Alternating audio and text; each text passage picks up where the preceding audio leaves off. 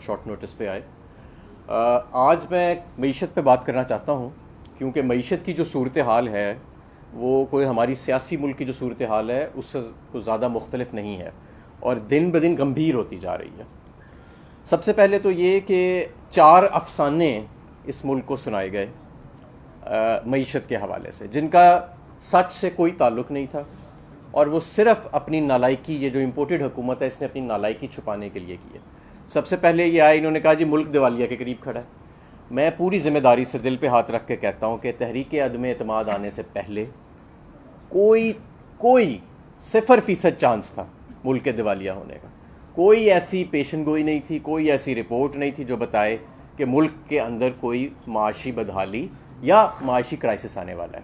ہم 6% سالانہ کے حساب سے ترقی کر رہے تھے اور اس وقت اگلے سال کا جو ہمارا ٹارگٹ تھا وہ 7 سے 8% اکنامک گروتھ کا تھا.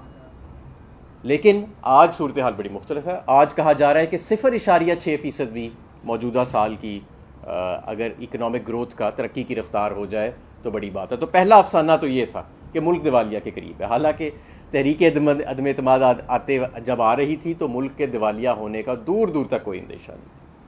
دوسرا، قوم کو یہ بتایا گیا کہ یہ فیول کی سبسڈیز، یعنی یہ تیل مہنگا نہیں کیا عمران خان نے تو اس کی وجہ سے کرائسس آ گیا. جب اپنے دورے اپوزیشن میں تھے تو کہتے تھے جی مہنگائی بڑی کر دی ہے، تیل بڑا مہنگا کر دیا ہے. جیسے ہی اقتدار میں آئے تو کہا جی تیل مہنگا نہیں کیا عمران خان نے. تو میں اس کی بھی آج آپ کو حقیقت بتاؤں کہ عمران خان جو سبسڈی دے رہے تھے تیل پہ وہ آپ کے بجٹ کا 2% تھا. جو پورا سالانہ بجٹ بنتا ہے نا وفاق کا، اس کا 2% تھا. اور آپ کی معیشت کا جو پورا حجم ہے اس کا 0.2% تھا. لیکن اس کے اوپر بیانیہ بنانے کی کوشش کی گئی اپنی نالائکی کو چھپانے کے لیے. ابھی میں آپ کو بتاتا ہوں انہوں نے کیا کیا پھر. تیسرا افسانہ یہ بتایا گیا کہ قطر سے کوئی بڑے پیسے آ رہے ہیں، کوئی بڑے ڈالر آ رہے ہیں. اب تو باقاعدہ ہمیں پتہ لگ گیا ہے کہ قطر سے کچھ نہیں آ رہا. وہ جتنی باتیں تھیں وہ لانگ ٹرم انویسٹمنٹ کی، شاید ہوئیں شاید نہ ہوں، یہ خالی ہاتھ واپس آئے. اور جس طرح قطری خط ایک وہ پاناما لیکس کے اندر ایک افسانہ نکلا تھا، اسی طرح یہ قطری انویسٹمنٹ بھی اور قطری ڈالر بھی ایک افسانہ نکلے. چوتھا جو جھوٹ بولا گیا اور افسانہ بولا گیا قوم کے سامنے، وہ کہا گیا کہ جی IMF کی ڈیل جب ہوئے گی تو پھر ترقی کی راہیں کھل جائیں گی، پھر ڈالر 180 کا ہو جائے گا، پھر بہت زیادہ صورتحال جو ہے وہ بہتر ہو جائے گی. تو آپ نے دیکھا کہ IMF کا معاہدہ تو ہو گیا ہے لیکن ڈالر روز 1.5 سے 2 روپے ڈپریسیٹ کر رہا ہے اور مزید مہنگائی میں اضافہ ہوتا چلا جا رہا ہے. ہم جب چھوڑ کے گئے تھے تو مہنگائی جو تھی وہ 11-12% کے قریب تھی. انہوں نے کہا بجٹ کے دوران کہ مہنگائی اگلے سال 11.5% ہوگی. میں نے اس وقت بھی پریس کانفرنس کی اور میں نے کہا کہ یہ 20 سے 30% ہوگی. آج یہ خود کہہ رہے ہیں، اسٹیٹ بینک بھی کہہ رہا ہے کہ مہنگائی 29.5% ہوگی. یہ ہے CPI. اگر سینسٹیو پرائس انڈیکس دیکھیں جس میں کھانے پینے کی اشیاء اور دوسری انرجی شامل ہے تو وہ 45% ہوگی اور یہ مزید ابھی آگے کی طرف بڑھ رہی ہے. تو یہ جو قوم کی آنکھوں میں دھول جھونکا گیا اور پھر ٹی وی پہ آ کے ایسے بتاتے ہیں کہ جی اداکاری کر کے کہ کیا بات ہے جی یہ بڑا ہم پہ پریشر تھا، عمران خان دیوالیہ کے قریب چھوڑ گیا، ہم نے تو اس ملک کو بچا لیا، ہم بڑے محب وطن ہیں. بجلی کی قیمت بتدریج بڑھتی چلی جا رہی ہے. جتنا انہوں نے پٹرول بڑھایا عمران خان نے اپنے 3.5 سال میں نہیں بڑھایا. جتنی یہ بجلی اور گیس ابھی تک بڑھا چکے ہیں عمران خان نے 3.5 سال میں نہیں بڑھائی. جتنا روپیہ ڈی ویلیو ہو چکا ہے 42 روپے صرف 5 ماہ میں، اتنا عمران خان کے 3.5 سال میں نہیں ہوا. جتنا یہ قرض لے چکے ہیں 7,500 ارب، پاکستان کی تاریخ کا سب سے تیزی سے بڑھتا ہوا قرض اس امپورٹڈ حکومت کے دور میں ہے. 88 ارب روپے یومیہ کے حساب سے ہمارا قرض بڑھ رہا ہے. اور کہنے کو یہ آئے تھے بڑا کمپٹنٹ بن کے اور بڑا تجربہ کار بن کے. تو یہ آپ کے سامنے ساری صورتحال ہے جو میں نے پیش کی. اب آپ یہ دیکھیں کہ جو عام اشیاء ہیں جس کے اندر سب سے زیادہ جو آج کل لوگوں کو شش و پنج ہے وہ بجلی کے بلز پہ ہے اور ہونا بھی چاہیے. جون کے مہینے میں مفتاح اسماعیل صاحب نے اور یہ ساری اکنامک ٹیم نے ضرورت سے زیادہ تیل منگا لیا. وہ ضرورت سے زیادہ تیل جب عالمی منڈی اپنے پیک پہ تھی اس وقت آیا اور 248 روپے ڈالر کے against LCR national bank of Pakistan نے اس کی ریٹائر کی ان کے ناک تلے، جس کی وجہ سے عالمی منڈی میں قیمتیں نیچے جا رہی ہیں لیکن پاکستان میں اوپر جا رہی ہیں. پھر انہوں نے PDL لگانا شروع کر دیا, آمدن کمانی شروع کر دی. جس کے لیے ہمیں روکتے تھے وہ کام انہوں نے خود کر دیا. ہم نے تو یہ کام نہیں کیا تھا, پر آپ نے یہ کام شروع کر دیا ہے. اب مجھے آپ یہ بتائیں کہ معیشت تو سنبھل نہیں رہی. IMF کا پروگرام بھی ہو گیا, یہ جو فیول سبسڈیز تھیں وہ بھی ختم ہو گئیں, عمران خان بھی چلا گیا, قطر سے بھی آپ ہو آئے, ساری آپ نے قیمتیں بھی بڑھا رہی, لیکن معیشت تو سنبھل نہیں رہی. تو معیشت اس لیے نہیں سنبھل رہی کہ نمبر ایک تو آپ کے پاس اہلیت نہیں ہے. ان کے وزراء صرف, ابھی بھی مفتاح اسماعیل صاحب نے پریس کانفرنس کی, قوم اس وقت مہنگائی کے بوجھ تلے مر رہی ہے, اس وقت آپ کی معیشت ڈوب رہی ہے. آج بھی روپیہ 1.5 سے 2 روپے اپنی قدر کھو بیٹھا IMF کی ڈیل کے باوجود, اور مفتاح شاہ صاحب آج آئے ہیں, فرح گوگی کے اوپر الزامات لگائے ہیں اور کہا کہ عثمان بزدار نے 14 لائسنس بیچ دی. یہ الزام لگا دیا جی. یہ آپ کا وزیر خزانہ یا مشیر خزانہ صاحب جو ہیں, یہ ان کی کارکردگی ہے. خود کچھ کہنے کو نہیں ہے, اپنی کارکردگی دکھانے کو نہیں ہے. اور بجلی اور گیس کے وزیر تو سامنے آتے ہی نہیں ہیں. یعنی بجلی ایک تو آ ہی نہیں رہی, ہمارے دور میں تو کبھی لوڈ شیڈنگ نہیں ہوئی. اب بتائیں نا, آئے تھے کہا تھا کہ جی پاور پلانٹ بند پڑے تھے ہم نے سارے چلا دیے. بجلی کدھر گئی ہے؟ بجلی میں آپ کو بتاتا ہوں کدھر گئی ہے. مہنگے ترین پاور پلانٹ لگائے گئے, امپورٹڈ ایندھن پہ, امپورٹڈ گیس پہ, امپورٹڈ کوئلے پہ, جو آج بند پڑے ہیں. ان کے کئی 100 ارب روپے ماہانہ کیپیسٹی پیمنٹس جا رہے ہیں. وہ لگائے, عوام پہ بوجھ ڈالا, بجلی کی قیمت بڑھائی, اب ان کو بند کر دیا اور کہہ رہے ہیں اب ہم 10,000 میگا واٹ کے سولر پلانٹ لگانے جا رہے ہیں. اب ان کا بوجھ ڈالیں گے. کیا اس میں بھی اب ٹانکا لگے گا جس طرح قوم کو ٹانکا آپ نے پہلے لگایا تھا؟ تو میرے دوستوں ساتھیوں, یہ معیشت جو ہے یہ تو سنبھل نہیں رہی ان سے, اور یہ جو مرضی کر لیں یہ نہیں سنبھلے گی. اس کی بنیادی وجہ یہ ہے کہ اس ملک کے اندر ایک تو اہل حکومت نہیں ہے, منتخب حکومت نہیں ہے. 85 جماعتوں والا ایک ٹولہ جو ہے وہ 350 کے اوپر حاوی بیٹھا ہوا ہے. دوسری وجہ یہ ہے کہ ان کا جو سارا کا سارا دار و مدار ہے وہ سیاست کی طرف ہے. سیاسی عدم استحکام ہے ملک میں, سب کو پتہ ہے کہ کس شہری کو اٹھانا ہے, کس پہ تشدد کرنا ہے, کون سا چینل بند کرنا ہے, یوٹیوب کب بند کرنی ہے. ان کے سارے وزراء تو ان کاموں پہ لگے ہوئے ہیں. عوام کو ریلیف پہنچانا ان کے بس کا تو کام نہیں ہے. یہ تو, اور انتخابات انہوں نے کرانے نہیں, اس سے یہ بھاگ رہے ہیں کیونکہ انہیں پتہ ہے کہ انتخابات کرائے تو عمران آ جائے گا. تو میں آپ کو یہ بتانا چاہتا ہوں کہ معیشت اور سیاست ملک کی زیادہ دیر ایسے نہیں چل سکتی. یہ صورتحال سسٹینیبل نہیں ہے. یہ جتنی مرضی ٹی وی پہ آ کے اداکاری کر لیں, لوگوں کے پاس جب بل آتے ہیں, لوگ جب بازاروں میں جاتے ہیں. اور میں آپ کو ایک اور بات بتاؤں, کاروبار بند ہو رہے ہیں. انڈس موٹر بند ہو رہی ہے, آپ کے بڑے بڑے جو پلانٹس ہیں وہ بند ہو رہے ہیں. اور یہ ہر طرف یہی حال پھیلا ہوا ہے کہ جو صنعت عمران خان کے دور میں مال پورا نہیں کر پا رہی تھی اور اس کو ہم سستی بجلی کے پیکیجز دے رہے تھے, جس کی وہ آج فیول کاسٹ ایڈجسٹمنٹ ان کے امپورٹڈ ایندھن والے پلانٹس کی وجہ سے, ان کے مہنگے خریدے ہوئے ایندھن کی وجہ سے اس کے نیچے دب رہی ہے. ڈیمانڈ نہیں ہے اکانومی کے اندر, کیش کی سرکولیشن ختم ہو چکی ہے, اس کے نیچے دب رہی ہے. اور وہ یہ جو ڈالر کا ریٹ ہے, اب اس وقت اسٹیٹ بینک آف پاکستان نے دوبارہ ان آفیشلی جو پرائیویٹ بینکس ہیں ان کی LCs ریٹائر کرنے سے انکار کر دیا. یعنی پرائیویٹ بینکوں کو روکا جا رہا ہے, رکاوٹیں ڈالی جا رہی ہیں کہ آپ انٹر بینک مارکیٹ سے ڈالرز نہ خریدیں. تو یہ جب ملک کو آپ اس نہج پہ لے آئیں, اور یہ وہ ملک تھا جو 6% پہ گرو کر رہا تھا, جہاں پہ 16 روپے کا بجلی کا یونٹ تھا, جہاں پہ کوئی لوڈ شیڈنگ نہیں تھی, جہاں پہ دور دور تک کوئی دیوالیے کا نشان نہیں تھا, صرف ایک شخص کو نکالنے کے لیے, کیونکہ وہ خودداری کی بات کرتا تھا, صرف ایک بیرونی آقا کی خواہش کو پورا کرنے کے لیے پوری معیشت کو اور پوری عوام کو آج قیمت ادا کرنی پڑ رہی ہے اس غلطی کی اور اس مس اسیسمنٹ کی. تو میں سمجھتا ہوں کہ حالات جس طرف آگے جا رہے ہیں, یہ اب ایک قومی فریضہ بنتا جا رہا ہے کہ اس حکومت کو گھر بھیجا جائے. یہ بات اب صرف سیاست کی نہیں ہے, بات معیشت کی بھی ہے. اور میں جس کاروباری محفل میں جاتا ہوں, مجھ سے صرف ایک سوال ہوتا ہے کہ یہ لوگ گھر واپس کب جائیں گے. کسی کاروباری آدمی سے آپ پوچھیں تو وہ آپ کو بتائے گا کہ کس بری طرح سے معیشت کو ہینڈل کیا گیا, کس بری طرح سے. 2 مہینے تو ان سے یہی فیصلہ نہیں ہوا کہ انہوں نے IMF کے پاس جانا ہے کہ نہیں جانا. پھر 2 مہینے بعد انہوں نے قوم کو یہ بیانیہ دینا شروع کیا کہ IMF کے پاس نہ آ گئے تو دیوالیہ ہو جائے گا. آج چلے بھی گئے ہیں, ہر چیز مہنگی کر بھی دی ہے, پھر بھی معیشت نہیں سنبھل رہی. پھر بھی آج آپ کے پاس فائنینسنگ پوری کرنے کے لیے پیسے جو ہیں ان کا بندوبست نہیں ہو رہا. اور YouTube بند ہو رہی ہے اور لوگوں کو پکڑا جا رہا ہے, کبھی ایک چینل بند, کبھی دوسرا چینل بند. یہ آنکھ مچولی کا کھیل کھیلا جا رہا ہے شہری حقوق کے ساتھ. لیکن معیشت جو ہے اس کا دور دور تک ہوئی. آٹا مہنگا, گھی مہنگا, بجلی مہنگی, گیس مہنگی, ہر چیز مہنگی, بجلی ہے نہیں, 50 روپے یونٹ, 54 روپے یونٹ, عام آدمی کہاں سے بجلی دے. اور ان کے وزراء دلچسپی بھی نہیں رکھتے. ہم نے تو 1 روپیہ بڑھانا ہوتا تھا, ہفتہ ہفتہ اس کی تیاری ہوتی تھی کہ کیسے اس کو سٹرکچر کریں کہ عام آدمی پہ اس کا بوجھ نہ آئے. پھر ڈر ڈر کے کابینہ میں لے کے جاتے تھے, کیونکہ عمران خان صاحب جو ہیں وہ, ان کی پوری کابینہ جو ہے عمران خان صاحب سمیت, وہ ان کی کوشش ہوتی تھی کہ کوئی بھی بوجھ نہ ڈالا جائے عوام کے اوپر. یہاں پہ تو بیٹھے بیٹھے پتہ لگتا ہے سرکولیشن سے سمری ہے, یہ 5 روپے بجلی بڑھا دو, 53% گیس بڑھا دو, لوڈ شیڈنگ کتنی آ رہی ہے کتنی جا رہی ہے کوئی پوچھتا ہی نہیں اب. یعنی ہمارے دور میں 1-2 گھنٹے کے لیے لوڈ شیڈنگ چلی جاتی تھی تو رات کو ٹاک شوز ہوتے تھے کہ جی LNG نہیں خریدی, یہ کر دیا جی, وہ کر دیا جی. آج دن میں 12 گھنٹے بجلی نہیں آتی, اور جس ٹائم پہ بجلی آتی ہے تو 55 روپے کا یونٹ ہے. لیکن خوف کا یہ عالم ہے کہ اب سوالات نہیں ہو رہے. لیکن بہرحال ہم تو سوال کرنے کے لیے تیار ہیں, اور ہم انشاءاللہ تعالیٰ کرتے رہیں گے. اور ہم یہ بھی اس حکومت کو بتا دیں کہ جس طریقے سے آپ نے معیشت کا قتل کیا ہے, آپ نے اس ملک کے شہری حقوق کا تو قتل کیا ہے, آپ اس کے قاتل تو ہیں.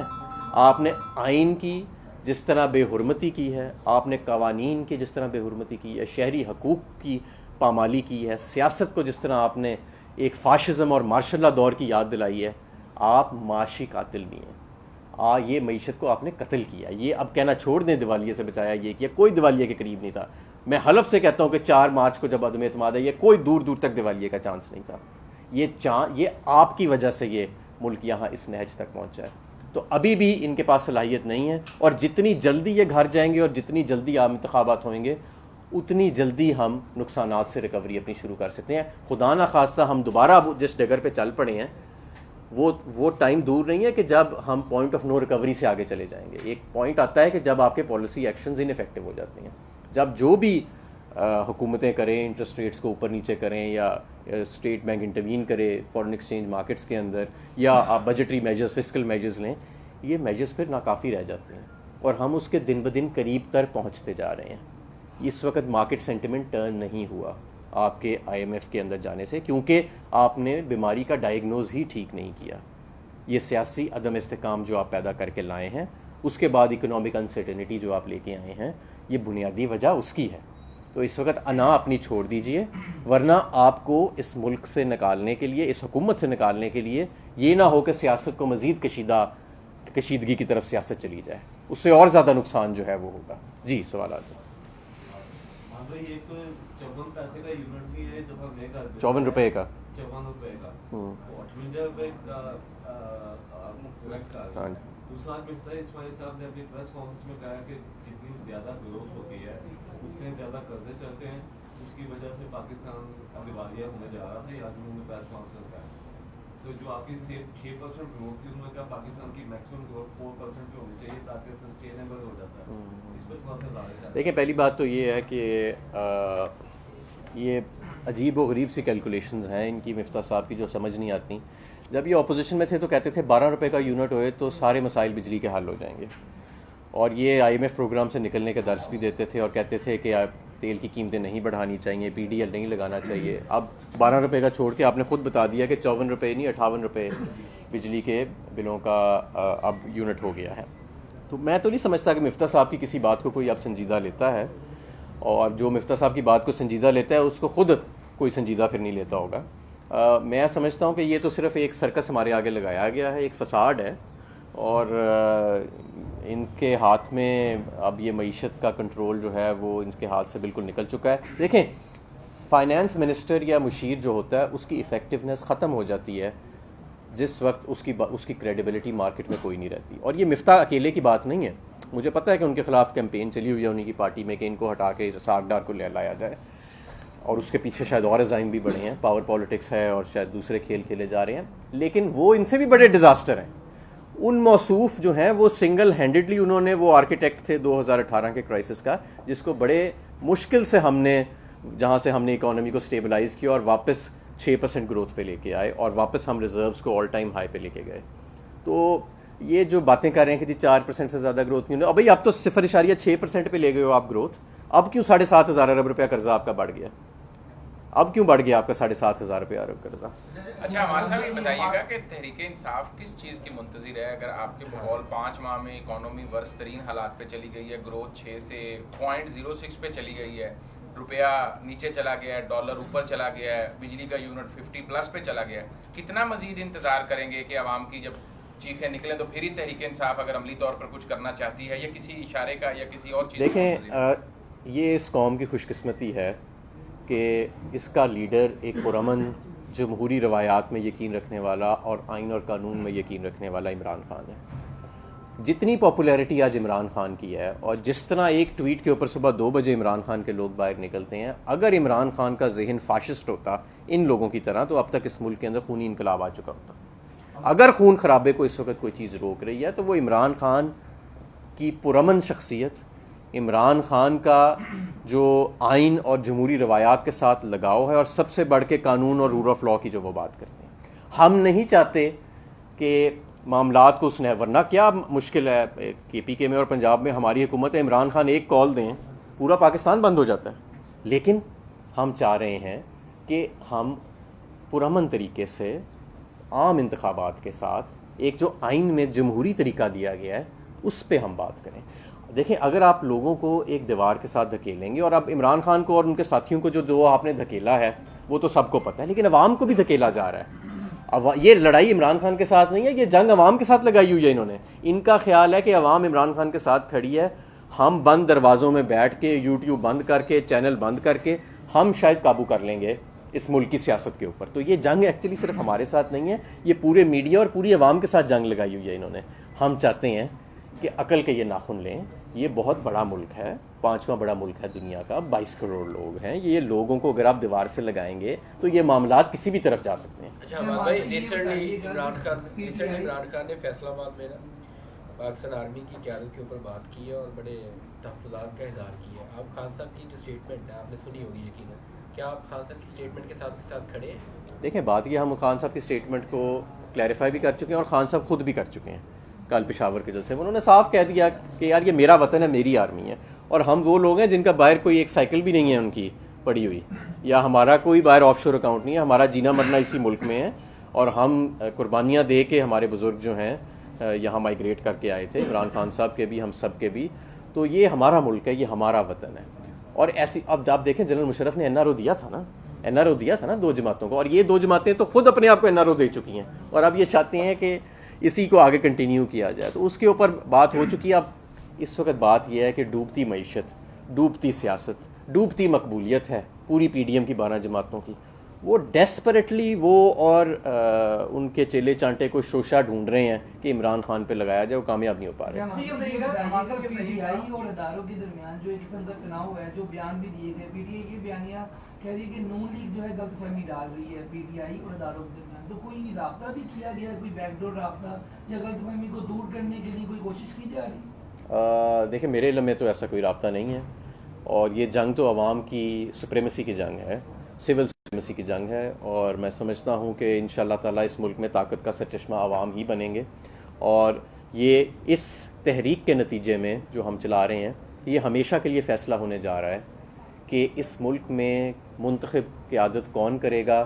وہ کوئی بیرونی قوت یا بند کمروں میں نہیں ہوئے گی، وہ عام عوام کرے گی، وہ آپ سب لوگ کریں گے. یہ عوام جو دیکھ رہی ہے یہ لوگ اب منتخب کریں گے حکمرانوں کو.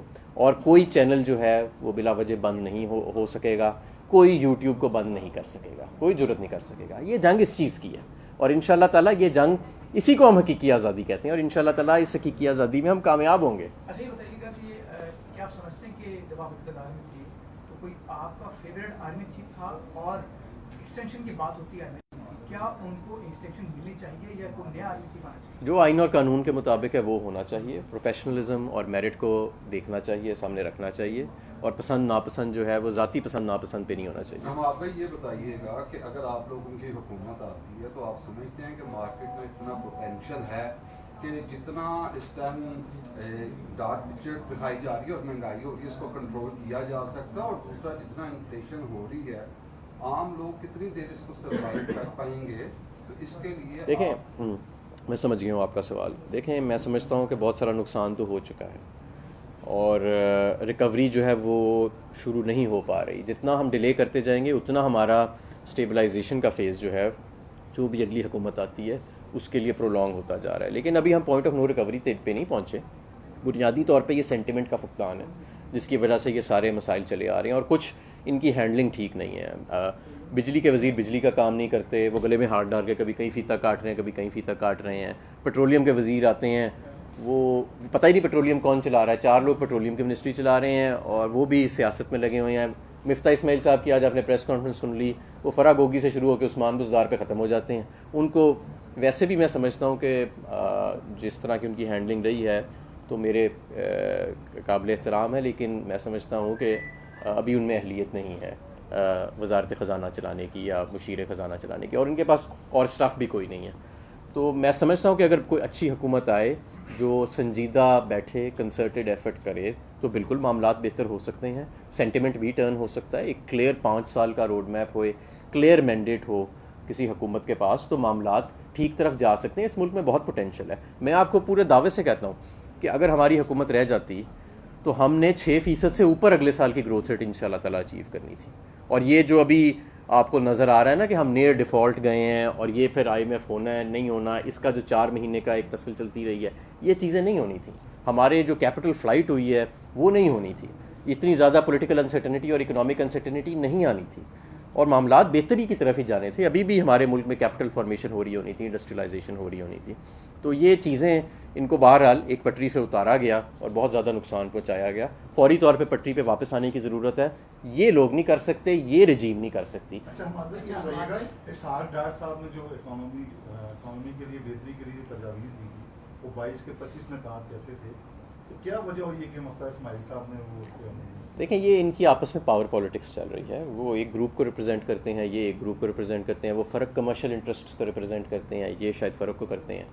تو یہ تو اصل میں یہ ایک ٹگ آف وار اس کی ہے. ان کا معیشت سے کوئی تعلق نہیں. معیشت میں جتنی بیکی باتیں ہمارے موصوف مفتاح صاحب کرتے ہیں ان سے کہیں زیادہ بیکی اور بالکل ہی غیر سنجیدہ باتیں جو ہیں وہ اسحاق ڈار صاحب کے ہم نے زبان سے سنی ہوئی ہیں. اور ان کا تو خیر دور دیکھا بھی ہوا ہے کہ کس طرح عالمی منڈی میں قیمتیں نیچے جانے کے باوجود, ایک آئل بونینزا آنے کے باوجود ہماری نہ ایکسپورٹ بڑھی ان کے ٹائم کے اوپر, ہم ایک کمپلیٹلی ایک کرائسس لائک سچویشن کے اندر چلے گئے, اور 25-30 ارب ڈالر ہم نے صرف ایکسچینج ریٹ کو مینٹین کرنے کے اندر گزار دیے اور اپنی ایکسپورٹس کو اس دوران تباہ کر دیا. تو ان کی تو اکنامکس جو ہے وہ بالکل, میں نہیں سمجھتا کہ کوئی بھی ایون کوئی ایوریج جو اسٹوڈنٹ ہے, میٹرک کا بھی اسٹوڈنٹ ہے, اس کو سنجیدہ لیتا ہوگا.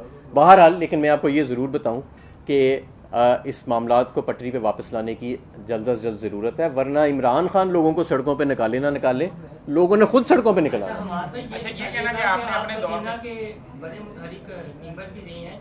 جب جنرل کیانی کو ایکسٹینشن دی گئی تھی زرداری حکومت میں تو یہ کہا گیا تھا ملک نازک ترین حالات سے گزر رہا ہے, آپریشن راہ راست جاری تھا.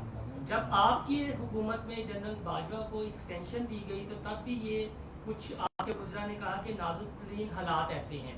اب آپ یہ بتائیے گا, آدھا ملک سیلاب میں ڈوبا ہوا ہے, ادھر سے طالبان والا ایشو اٹھا ہوا ہے, انڈیا کا ایشو اٹھا ہوا ہے, امریکہ کا ایشو ہے, تو اب اس سے زیادہ حالات نازک نہیں ہیں. اور کیا سمجھتی ہیں کہ اگر موجودہ حکومت فیصلہ کر دیتی ہے 1 سالہ مدت میں مزید ایکسٹینشن کی تو آپ کا موقف کیا ہوگا پارٹی وائز؟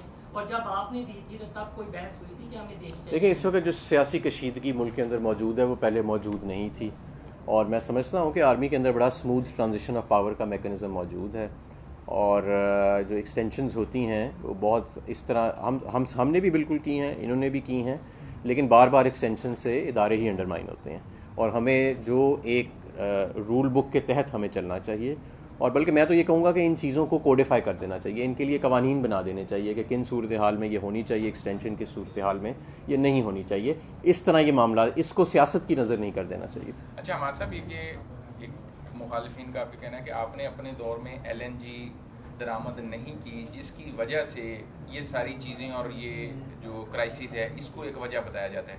کیا کہیں؟ دیکھیں ہمارے دور میں تو اگر ہم نے نہیں کی تھی تو ہمارے دور میں تو ایسا کوئی کرائسس نہیں آیا, پھر ہمارے دور میں ہی آ جاتا نا. یہ آئے ہیں تو یہ سارے کرائسس آئے ہیں, اور ویسے بھی ہمارے LNG کے 80 سے 90% تو لانگ ٹرم کانٹریکٹس ہیں. اور باقی ہم نے 10% صرف یعنی 1-2 کارگوز ہم نے لینی ہوتی ہیں اسپاٹ کے اوپر، اور اسپاٹ کارگو جو ہے وہ 2-3 ماہ سے پہلے کوئی بھی دنیا کا ملک نہیں خریدتا، یعنی ابھی جو اسپاٹ کارگو پہنچے گی جو انہوں نے نہیں لی وہ 2 مہینے پہلے لینی چاہیے تھی. تو یہ تو بالکل ایک بلومبرگ کا اسٹیفن جو ہے انرجی اینالسٹ، اس نے وزیر اعظم صاحب کو ٹویٹر کے اوپر ایک دفعہ بڑا کینڈیڈلی اس کے اوپر جواب بھی دیا تھا کہ یہ جو آپ LNG کے اوپر باتیں کر رہے ہیں یہ ٹھیک نہیں ہے، پھر انہوں نے باتیں کرنی بند کر دی تھیں. اصل میں پرابلم یہ ہوا کہ جو مسلم لیگ نون نے 3 معاہدے کیے تھے LNG کے لانگ ٹرم کے، ان میں سے 2 جو ہیں وہ معاہدے ایسے تھے کہ جتنی دیر ان معاہدوں سے سستی تھی انٹرنیشنل مارکیٹ وہ ہمیں مہنگا مال بیچتے رہے، جیسے ہی ان معاہدوں سے انٹرنیشنل مارکیٹ مہنگی ہوئی اور وہ معاہدے سستے ہوئے انہوں نے ڈیفالٹ کر دیے. تو یہ سارا کرائسس جو ہے بیسکلی اس کی وجہ سے آیا. پھر یہ لوگ جب آئے تو ان سے معاملات سے اس سے سنبھل نہیں سکے، پہلے مہنگی لے لی پھر لی نہیں.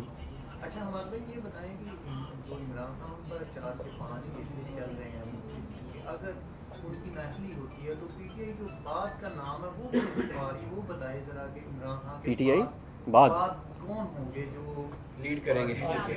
آپ اس چیز کی پرواہ نہ کریں. عمران خان صاحب جو ہیں وہ انشاءاللہ تعالی موجود ہیں اور پوری طرح موجود ہیں، اور یہ انشاءاللہ یہ ہماری جماعت ایک جمہوری جماعت ہے، ڈائناسٹک پالیٹکس نہیں ہے، ہر چیز یہاں پہ موجود ہے.